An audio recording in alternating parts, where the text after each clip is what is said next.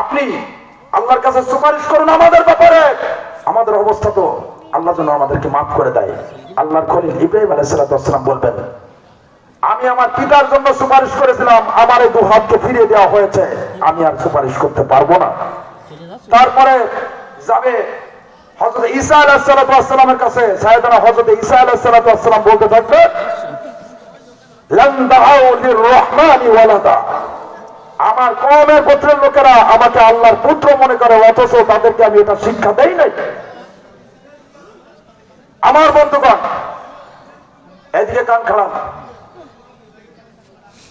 এদিকে কান খাড়ান। সংসারে গন্ডগোল এমন একটা অবস্থা হয়ে যাবে, মানুষগুলো ছুটতে থাকবে, বলতে থাকবে, ও আল্লাহ আমারে বাঁচাও, ও আল্লাহ আমারে বাঁচাও। এমন একটা অবস্থায় আল্লাহ নবীর সাথে দেখা হয়ে যাবে। আল্লাহ নবী রব্বি হাবলি উম্মতি বলে কাঁদতে থাকবেন উম্মতের করুণ অবস্থা দেখে। তখন বলবে যে তোমরা কি চাও, তোমাদের অবস্থা এমন কেন? তখন বলবেন, ওগো নবী, আমাদের অবস্থা এমন একটা অবস্থার মধ্যে, আমাদেরকে আপনি আল্লাহর কাছে সুপারিশ করুন, তাছাড়া আর কেউ বাঁচাইতে পারবে না। আপনি আল্লাহর কাছে সুপারিশ করুন আমাদের ব্যাপারে। আমাদের অবস্থা তো আল্লাহ যেন আমাদেরকে মাফ করে দেয়। আল্লাহর খলিল ইব্রাহিম আলাইহিস সালাম বলবেন, আমি আমার পিতার জন্য সুপারিশ করেছিলাম, আমার এই দু হাতকে ফিরিয়ে দেওয়া হয়েছে, আমি আর সুপারিশ করতে পারবো না। তারপরে যাবে হযরত ঈসা আলাইহিস সালামের কাছে। সাইয়েদনা হযরত ঈসা আলাইহিস সালাম বলতে থাকবে, লান দাউ লিররহমানি ওয়ালাদা।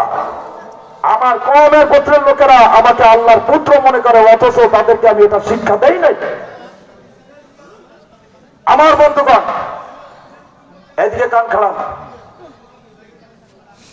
এদিকে কান খাড়ান। সংসারে গন্ডগোল এমন একটা অবস্থা হয়ে যাবে, মানুষগুলো ছুটতে থাকবে, বলতে থাকবে, ও আল্লাহ আমারে বাঁচাও, ও আল্লাহ আমারে বাঁচাও। এমন একটা অবস্থায় আল্লাহ নবীর সাথে দেখা হয়ে যাবে। আল্লাহ নবী রব্বি হাবলি উম্মতি বলে কাঁদতে থাকবেন উম্মতের করুণ অবস্থা দেখে। তখন বলবে যে তোমরা কি চাও, তোমাদের অবস্থা এমন কেন? তখন বলবেন, ওগো নবী, আমাদের অবস্থা এমন একটা অবস্থার মধ্যে, আমাদেরকে আপনি আল্লাহর কাছে সুপারিশ করুন, তাছাড়া আর কেউ বাঁচাইতে পারবে না।